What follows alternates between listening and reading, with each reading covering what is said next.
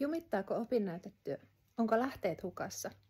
Tiesitkö, että voit saada tiedonhaun ohjausta kirjastosta? Voit kysyä tietokannoista, artikkeleista, e-kirjoista tai vaikkapa viitteiden hallinnasta. Tiedonhaun ohjaus räätälöidään juuri sinulle.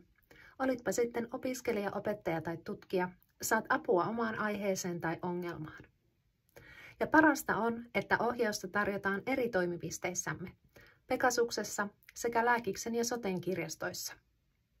Ohjaus onnistuu myös etänä, osallistu rennosti vaikka kotisohvalta. Voit varata ohjausajan varauslomakkeella, löydät linkin Oula Finnasta.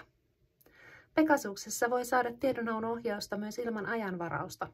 Informaatikko on paikalla auttamassa sinua arkipäivisin 9–3. Ota yhteyttä ja hyödynnä kirjaston tiedonhaun ohjauspalvelut jo tänään.